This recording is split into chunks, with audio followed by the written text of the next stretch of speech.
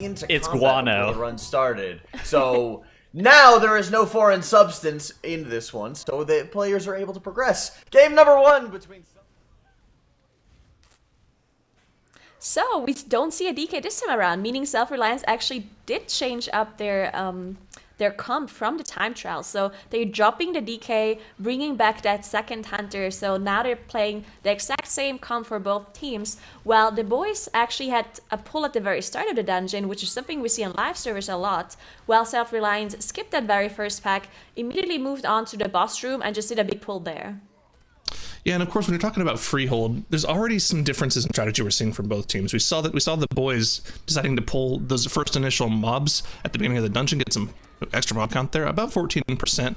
So they're probably planning on not pulling that much later on. And it's also important to remember, as we saw from Perplexed yesterday, that you don't actually need to factor in any of the awakened mob count if you have practiced that strategy, which I would assume these teams have. And I think we're gonna see some race course running from both of these Mistweaver monks later on. Yeah, we see the boys actually executed their very first pull there very, very nicely, because there's some mobs that are hard to focus down because they are so spread out. You have the crack shot, which just stands there casting, and it's very hard to gather them all up to make sure your cleave AoE goes and everything. So very impressive how well they dealt with Bolstering there on the very first pull. While Self-Reliance didn't deal with Bolstering just as well as the boys did. We saw some of those enforcers get bolstered quite a bit, and that's why you can see the trash difference now. It's almost a 10% difference between those two, just because of that better bolstering management on the both sides. And they didn't really lose out on it at all, right? Not to mention they dealt with bolstering better, but they're about at the same percentage on the boss, and they have 10% more trash count. This is very reminiscent of the way Crest Manor we saw from Method EU yesterday, where they just had a better route throughout the dungeon. They pulled a couple extra mobs, and they kind of had their entire route planned out based off of where the patrols in the dungeon were. So it just looks like they're kind of channeling that a little bit on the side of the boys. They're just superior routing right now. Yeah, definitely. And you can see it as well in the boss HP just being so not far behind at all when it comes to boss HP. Now, Hunters, we've talked about it a lot, but Hunters are just specifically so good for Freehold, just because there are so many bosses where you need to bait something. As you can see, the pools being baited by the Hunters here for both of those teams. Now, Self-Reliance did pull the patrol on top of the boss here on their side, so they're going to get a little bit extra percentage here. They just want to make sure they don't kill the trash before they kill a boss, because then you get the bolstering stacks on the boss, and you don't want that to happen. A little bit of a scary moment there for the side of the boys. Naladra had one of those pools we were talking about. That bird guano dropped right on his head and dropped to 10%.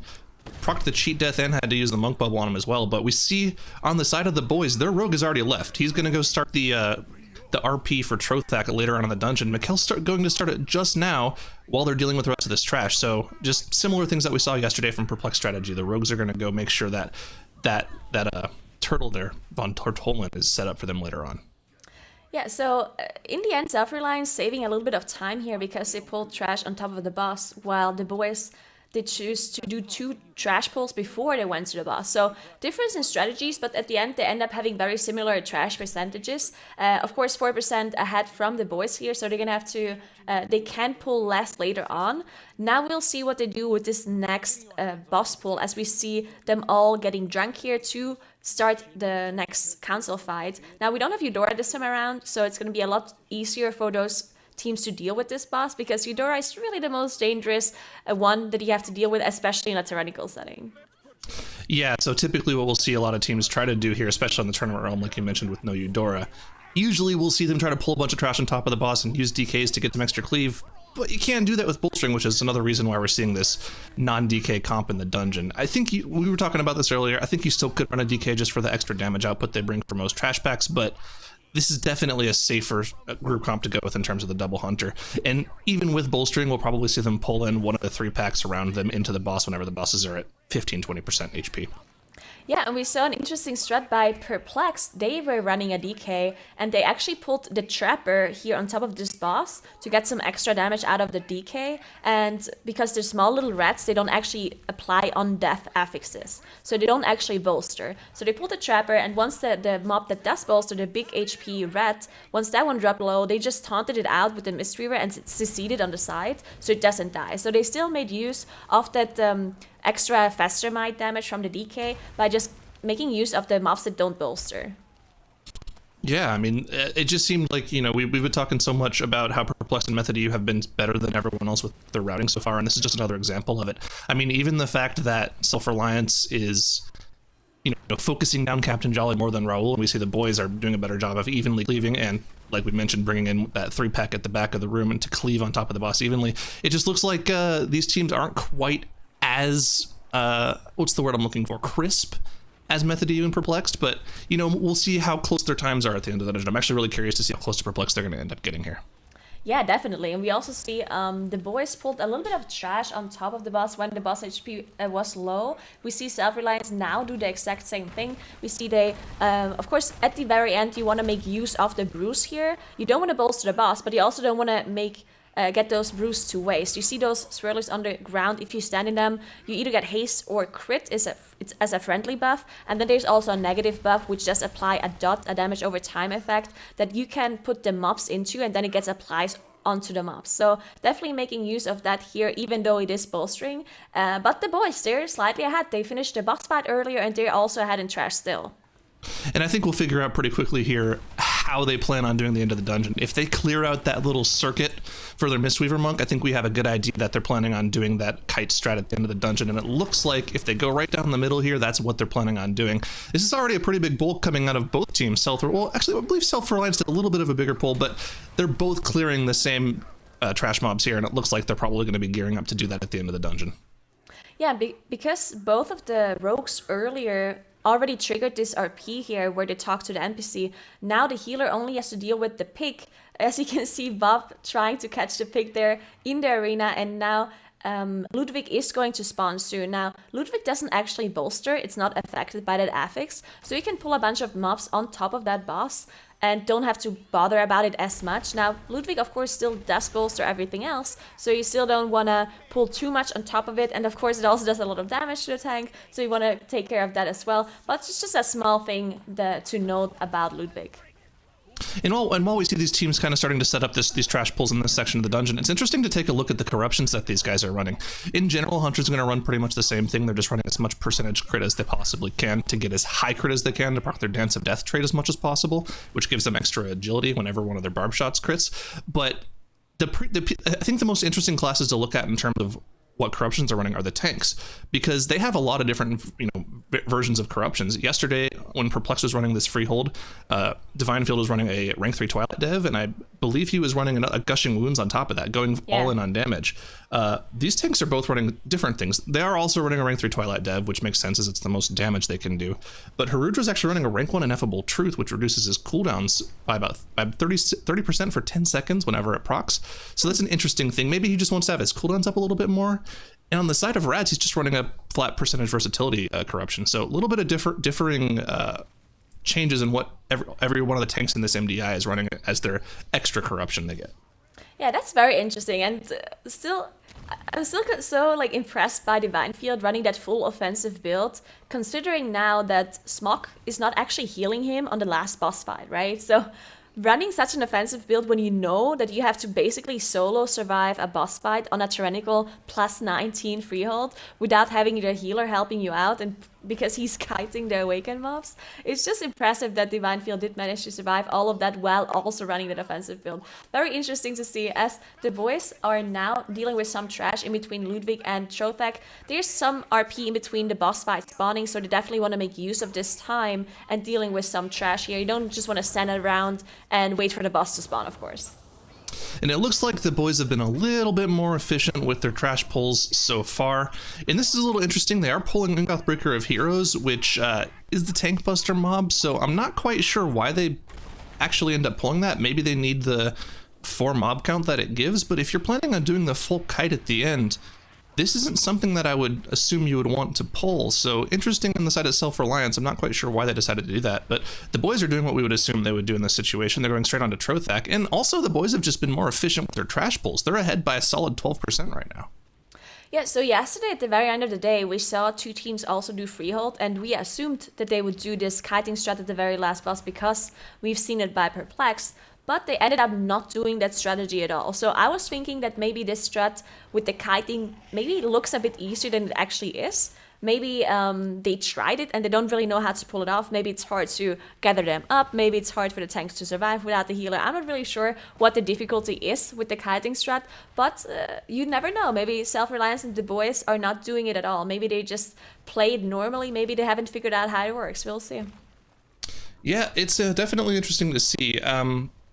It would kind of be disappointing if we saw that strategy kind of debuted in the very first match of the tournament yesterday, and these teams have had all this time to practice and prepare a strategy, and they're just not pulling it off. But a little bit of trouble on the side of Self-Reliance here is Furo actually goes down to that furious charge that Trothak tends to do. Whenever he wants to pick up one of those sharks that he charges between his position and where the shark is, and Furo just got run straight over by that. Real kind of unfortunate from them. Now, they are able to battle res using that engineering item, but that's just one battle res on the board, and that's a 4-second cast time for one of the hunters as well, so not the greatest of execution there from them. Yeah, definitely want to be careful if you don't have a class with a battle res, because this engineering res takes a lot longer to cast, and you need to be in melee range of the player as well, of the dead player, to get the rest off. And if it's the healer or the tank that go down, it can definitely cause a lot of problems having to use that engineering rest. So you want to be careful in the future to not have any deaths anymore. As we see, the boys also now dealing with this Awaken mob here. As you can see, they're on 80% trash now. They're still on 0 deaths, so a very clean run by the boys. As we see, cheat death proc by Naladra here, so guess I jinxed it. Yeah, also pulling Gothbreaker of Heroes, it could be that we kind of just both overlooked the fact that potentially Perplexed also did this for the extra mob count, or maybe they're using this just to run up to the boss. But it seems like if you could pull off that kiting strategy, you shouldn't need to do this. It's kind of weird, but both teams doing it, and if they both end up doing the kiting strategy at the end, maybe we're just wrong. So that happens. There's nothing wrong with being wrong. That is true. As Self-Reliance is dealing with the last couple of percentages from Trothak here, then they will be moving on to the last boss area as well. Now, one thing to note about this whole kiting strategy that we saw by Perplex, you definitely need to make room for the healer to kite. So there's a lot more trash that you have to deal with that you usually don't have to clear. Now you have to clear these Ravager packs as we see the boys pull now, and you also need to clean the top trash area that is in the boss's floor. So that can cause some problems because of bolstering and because there's a lot of different kinds of HPs on these mobs. Yeah, so they still have 9% trash on the board that they need to deal with, so we're seeing what they're going to end up pulling here for that. And it doesn't look like they're going to pull that top floor of trash, so I'm really curious to see what happens for both of the teams here. I just want to watch. Yeah, so you're now engaging Highland Suite. They do have Bloodlust available as they pop it immediately. Doesn't look like Bob is going to kite yet. It looks like they're just nuking them down here. Yeah. So they're not doing the kiting strat, they're just nuking it down. But this is very dangerous as you have all of those Awaken mobs that you need to deal with. You want to make sure you interrupt the Void Weaver. You want to make sure you taunt. You get rid of the fear if you have some sort of immunity. And you also want to make sure you don't stand in these pools on the floor, of course. Yeah, it's a little disappointing to not see it, but at the same time, I understand that, it's one of those things where it's not something you really have time to practice for if you have a whole bunch of other maps that you need to play. So it definitely makes sense in the grand scheme of things for them to not be able to pull off this strategy.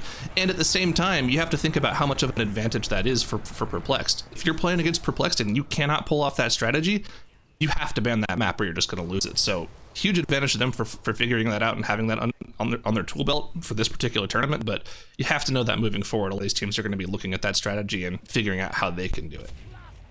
Yeah, I agree. But in the end, if you really think about it, I mean, how much time is it going to save you to kite the mobs instead of killing them? I mean, obviously you're going to save you're going to save some time of doing it, but maybe if it's not so significant, because if most of the damage on the Awaken mobs is just going to be cleave, and you just cleave off of the boss, then you maybe don't even lose as much time. And then on top of that, you also have the extra damage from having the healer actually around, and maybe your team needs to play less defensive, and if you have to care about your HP less because you actually have a healer here, then you're also going to do more damage. So maybe the teams decided it's not worth it for them. I'm not really sure. We will see in the future when the teams have some more time to actually figure this strategy out, what they choose to do in the next couple of weeks. This was a really close match coming in so far, but multiple small things going wrong for Self-Reliance on this pull. Anda going down, and earlier, as Harudra was kiting these extra mobs around, the Blood of the Corruptor actually ended up evade bugging on one of those chests that spawns by Harlan Sweet and healed for about 20 to 30% of his HP, so they just lost a lot of damage, and any chance of them coming back in this dungeon is probably just sealed their fate right there. They have to get Anda up. Fortunately, they have that second battle res available, but with Harlan Sweet getting to 30% and about to take that double damage that he takes when he gets to his final phase, I don't think there's any way that they can come back in this dungeon. Yeah, and then there's also the 10 seconds difference from the 2 deaths that they have on Self-Reliance side. Now, the boys still need 4% trash after they finish off this boss here, but it's not going to be a big deal. I assume they're just going to pull the Ravager pack in the back, and then some of the mobs are just going to die because of the painful motivation cast, so it really shouldn't take a lot of time at all for them to finish off this dungeon here.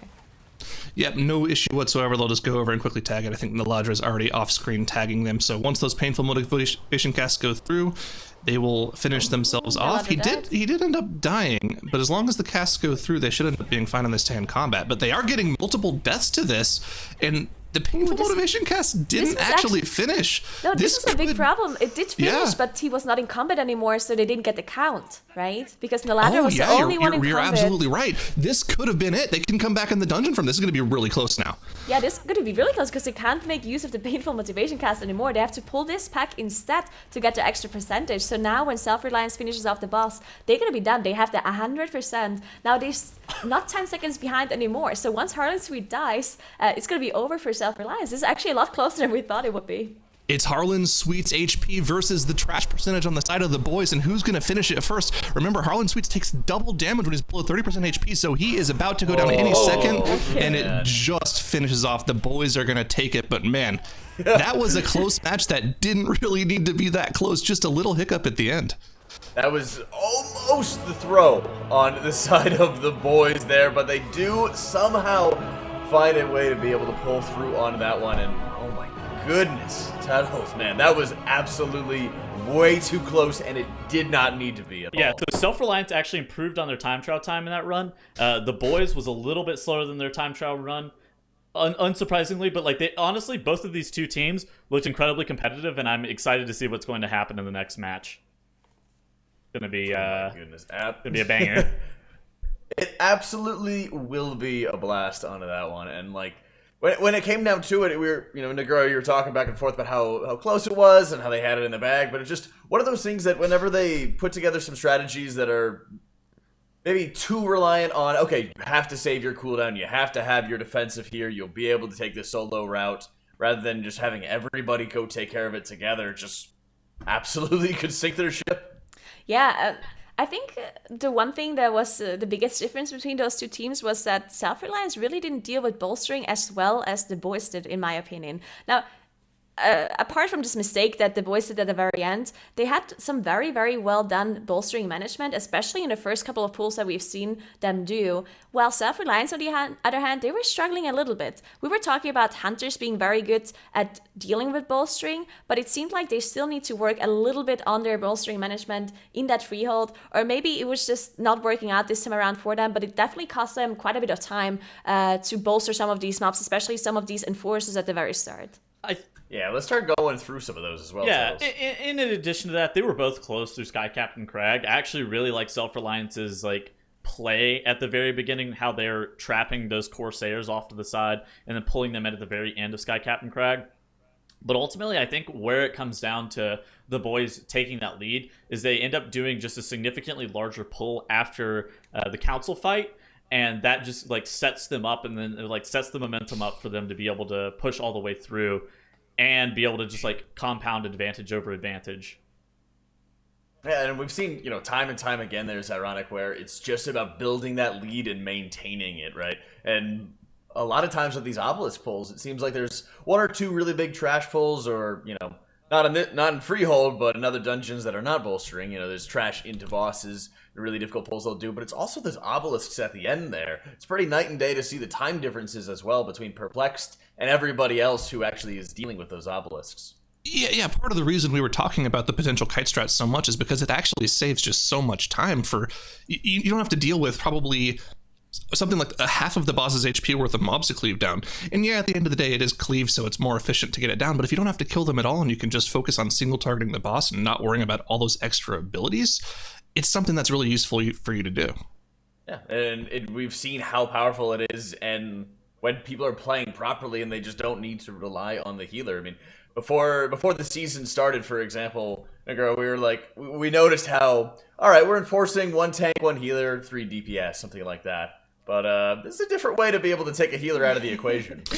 I mean, the healer is probably more useful dealing with those awaken mobs than healing the group, really, because let's be honest here, there's not much damage going in on that boss. Yep. Yeah, exactly. It's just they're more useful not being in combat with the boss and letting everybody sit by and fight an encounter on their own. Absolutely love to see it. And as we start looking at the next couple of games here, it's also going to be... I think the biggest thing would be looking at how Self-Reliance can bounce back on this one's titles, because at least from what we've seen in tournament play, they eked by yesterday, but we still haven't seen, I would say, the true team. We haven't seen them playing to their fullest potential. I mean, I don't want to give them an out, but ultimately they still are a very new team to the MDI scene. They have 3 DPS players who have just never played an MDI, so it's going to take some time for them to just really be able to hit on all gears. And it's sure, they are just going to ultimately just need more weeks to be able to just get to the point where they can live up to that 3rd seed that they are. Yeah, and as we're getting ourselves prepped and ready to go for Underrot, it's another one of those dungeons that there's those large pulls that can get in the way and can even enable somebody to have victory. But overall, these affixes are quite forgiving, Zyronic. Tyrannical, Quaking, Volcanic. Yeah, Quaking, Volcanic is the 2 affixes that are, outside of the typical Tyrannical, Fortified, and Awakened.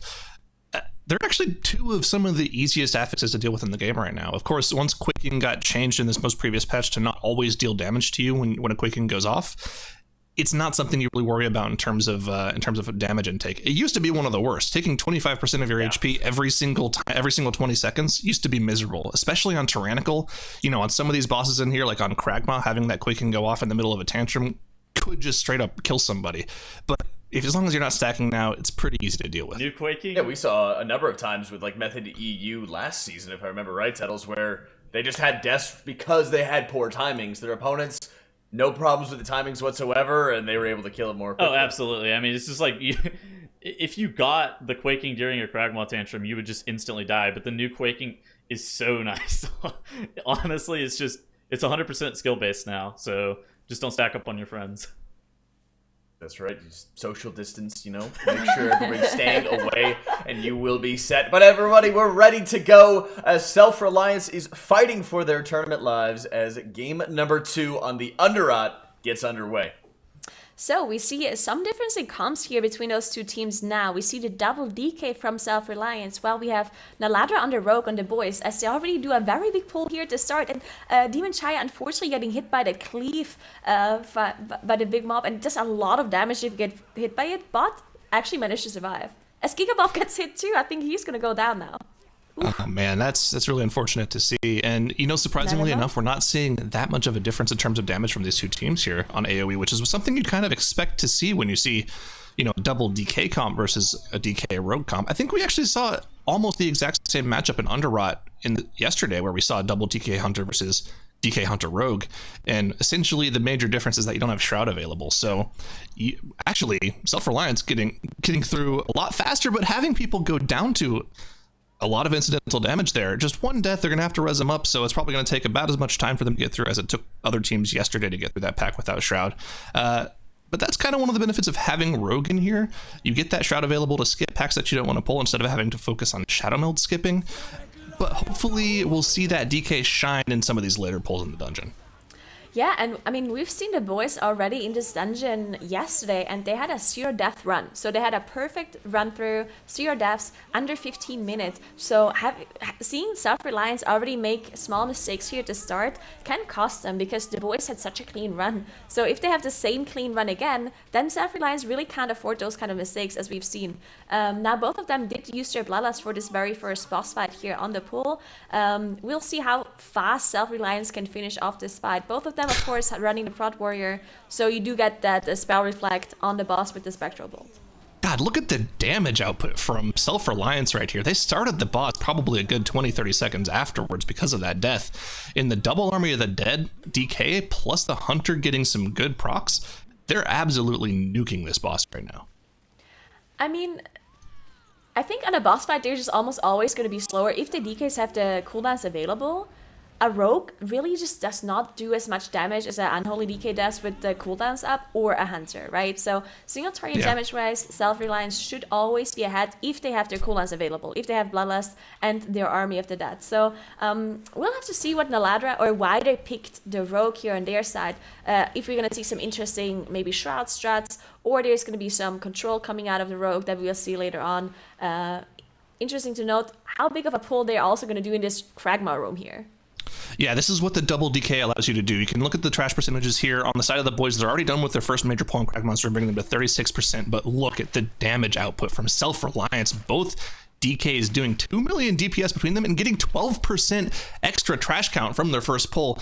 I think they just made up the difference from that first boss being killed a little bit later in one pull. Yeah, very interesting. I think that strategy is a very similar strategy that we've seen by Deplete from Beyond, who also did this very same pull, and then immediately afterwards they walked to this Awaken mob. While the boys, on the other hand, they just cleared the whole room first before they dealt with the Awaken mob later. So we'll see how this turns out. They obviously need to wait for the cooldowns to come back up on Self-Reliance side to do another big pull right after this Awaken mob. But Awaken mobs definitely are just a pretty big time sink, because they have so much HP and you can't pull anything else on top of the Awaken mobs, of course, because you're in a different realm. So it's very inefficient having to deal with those mobs. Yeah, but like you were mentioning, they just need to wait for their cooldowns to come back up. And likely what we're going to see after they finish off the Breaker of Heroes here is the remaining trash in the room, probably plus that first skeleton pack in that next corridor, pulled into Kragmaw, and then once again we're going to see that massive burst AoE along with the boss, and they'll probably chunk down the boss by about 30 to 40% of his HP, which is what you like to see in Tyrannical keys. Yeah, probably is what we're going to see, as the boys are working on more trash. They are on 60% now as they gather up another pull. We see the skeletons being pulled on top of some of those maggots and the blood swarmers now. There's so many dangerous mobs actually in this area, but because of the amount of damage these groups have in this tyrannical setting, none of those abilities are actually that dangerous anymore if you just kill them faster before they kill you. The blood swarmer Fixate specifically can just do a lot of damage, especially if you have more than one Bloodstorm at the same time. A little bit of an unfortunate charge positioning there, as they're not going to get a lot of that cleave from the dying mobs onto Kragmaw, so they didn't get as much benefit from having the DK cleave. They still have their Festermite stacks, and got to keep an eye on Harudra here, as he's down to below 20% HP. He's going to have to jump out and kite a little bit. They didn't quite finish off all of those ticks on the ground. Whenever he does those charge with that frontal cone that he does, he spawns a lot of these ticks on the ground. You have to run over them, and they just missed 4 or 5 of them. The tank's getting overrun right now, and those ticks also do a stacking bleed debuff on you, so you have to keep an eye out. The tank was taking a lot of damage just now. Yeah, they need to be careful. So what happened was that the Wicked Frenzy cast from the Death Speaker actually went off, and you see them drop so low. Ashwell actually going down. They do have one battle resting, but Furo going down too. This is going to be a full wipe for Self-Reliance, unfortunately. Oh my god, this is a huge disaster for them. They're losing so much time. They have to walk all the way back. Actually, no, Furo did get the rest, so he can do the mass rest. But still, it's a huge amount of time that they lose, and they're quaking as well. Oh no. Well, also 2 of their members had already committed their release as well. Where's the weak that says don't release? Come on, guys. That's a typical high-end Raider / Mythic Plus player. Now they have to wait for them to run back, and this is just bad. But like we were mentioning, there was just a lot of residual group damage going out because those ticks were stacking their bleed debuffs on everyone in the group. You saw there was one on the Hunter and one on one of the DKs as well. They were just taking so much extra damage. And when that transitioned into the boss tantruming as well, there was just nothing they could do to catch up on the group healing there. So they got way behind, which kind of it sucks for them because they set themselves up for success there. They were 10% ahead on trash. They were at about the same boss percentage, and they had already dealt with the obelisk. So if they were able to pull off that boss without that problem, they would have been very firmly in the lead. Yeah, I think this was all a chain reaction because of the Wicked Frenzy going off from the Death Speaker. Harudra dropped really low because of the debuff he had, and he needed to kite, and because usually a tank is the one who is soaking these maggots on the floor, so you don't have those maggots spawn, and the healer usually. So you have the tank and the healer taking care of that, but because Furo needed to heal Harudra, and Harudra needed to kite because of the debuff, no one really just soaked them, and that's why it went out of control. And I think this is where the rogue actually comes in handy, because the rogue is the one who has so much single target control, and you're never gonna get a Wicked Frenzy get off from a Death Speaker if you have a rogue who constantly has single target interrupts, single target stuns, which is something that maybe Self-Reliance is lacking a little bit when they do those kind of big pulls. I actually think this was our exact same matchup from yesterday, Self-Reliance versus the boys in Underrot. And actually the boys did take this round as well, so yeah. With a 0 death clean Underrot, about 1457. So it's not surprising, I guess, to see the boys have a clean run. Now, are they being as efficient with their routing? No, but if it's going to be that much more dangerous to do the run, both maps against somebody who's doing less efficient routing, you kind of have to go back and rework it, or probably get better at doing the more difficult route. So at Self-Reliance, they're kind of going along the right track, but a little bit better execution I would like to see out of them. I agree. And I mean, the boys, they've shown that they can do this dungeon very, very cleanly, right? They had, as I mentioned already, a 0 death run the last time around. So as long as they just keep on doing their thing and they keep on doing a clean run, then they're just going to have a win here against Self-Reliance. As Ashval goes down again, unfortunately, for Self-Reliance. They don't have a Battle Rest available to them. And Harudra going down too, getting hit by that frontal cast by Kragmaw. So this is going to be a full wipe. I think at this point, it might just be the morale being super low as they had this full wipe coming in here. At this point, you have to wonder if tilt is a factor, because they lost this map yesterday to Self-Reliance. They lost this map yesterday to the boys, rather, in this exact same fashion. And they, thinking and knowing that you have a better route, and as long as you pull it off, you should be able to win the map. And both times, just not being able to pull it off. I would probably get tilted as well. Sometimes, I might get tilted so much that I'm actually sitting straight up, but I'm actually tilted 360 degrees. I think that's kind of the situation that they're in right now. And, you got to feel for them. They put all the work in, they got the strat down, but just a little bit better execution. So hopefully we can see them, playing better and coming back to these MDIs in the weeks to come. Yeah, I hope so as well. I think they have a lot of potential in their group because, Harudra, it was in Shell's Angels. He was the first winner, actually the second winner of the MDI. So Harudra definitely has a lot of experience. He also used to be a professional Hearthstone player, actually. So he knows how to keep a cool head in a tournament play. But maybe the rest of his team are not as experienced as Harudra, and maybe they still need to just figure out how to play in a tournament, because you definitely need to stay cool. You can't really let those nerves get to your head, especially if something goes wrong in one of those dungeons. So I think Self-Reliance, they have a bright future ahead. They just need to get a little bit used to that tournament play. So definitely gonna expect a lot from them next time around, as in this dungeon it really looks bad against Self-Reliance, as they have such a clean run here on the boys side. Yeah, and we're seeing, exact same routing from the boys as they did yesterday. They're going to get to a little over 95% trash after they cleave these 2 Guardians down with Sporecaller Zancha. And then the only thing they'll have left to do in the dungeon is deal with those 2 Guardians right at the end of the dungeon, right before going down to the final boss. And then we'll see them cleave some Awakened mobs down with the boss. Something to think about at this point is, if you're watching the stream, you're gathering information like you typically should be in the situation. I kind of think that I'd like to see the boys go for a safer route, maybe pull 1 extra obelisk if they have the option to. A lot of those obelisks are guarded by extra trash, and they don't need extra trash right now, so that's a reason I could see them not doing it. But, definitely going the safe route, making sure you're not wiping on the final boss, would be something that I'd like to see.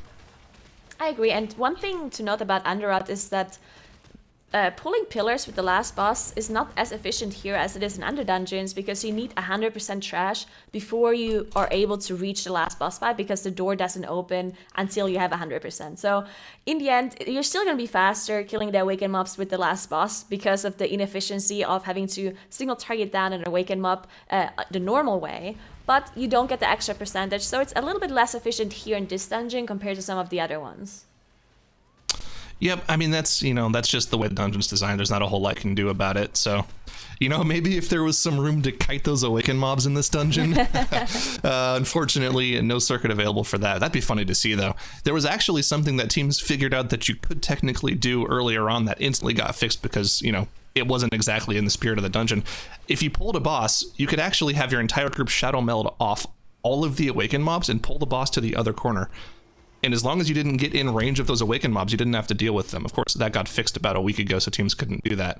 But as long as, it's interesting to see that come out in that Freehold. As long as you're in combat with them, it's fine. You just don't have to kill them. Just no healer in combat, right?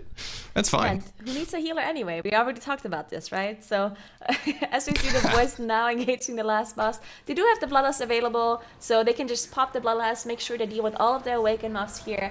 They have 3, I believe, they need to deal with. So we have the Tank Blaster, we have the Void Weavers that need to interrupt all of the casts here, and they have the Droplet as well, so they want to make sure they don't stand in these pools, while also dodging the frontal or baiting the frontal to the correct position by the Unbound Abomination. So it's definitely not easy to deal with all of these, but we've seen teams do this very well, and they executed it pretty well most of the time.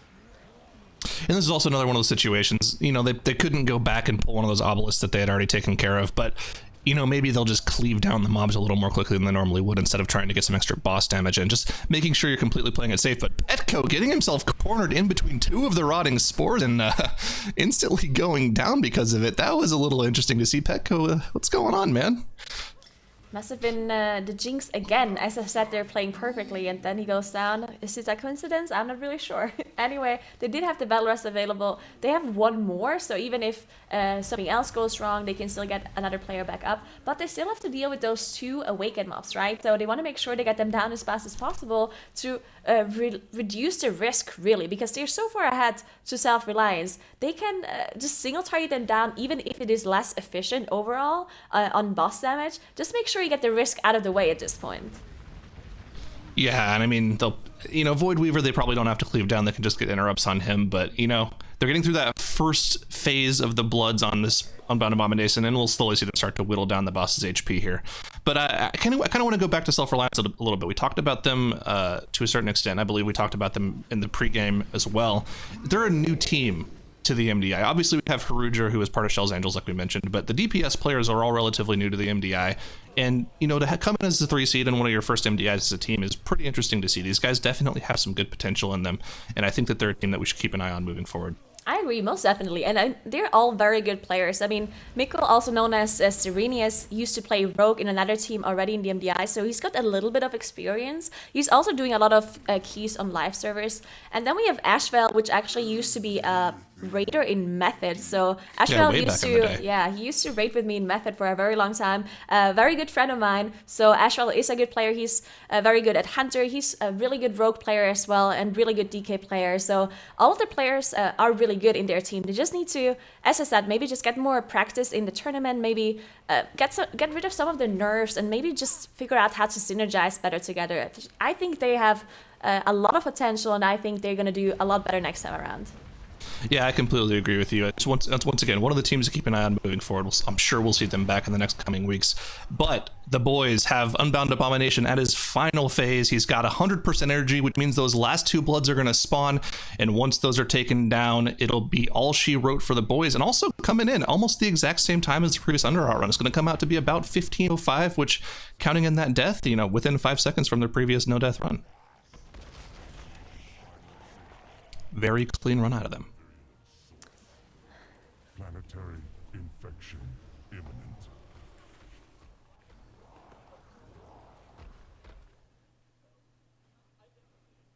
The double DK is a little bit better of a comp and a little bit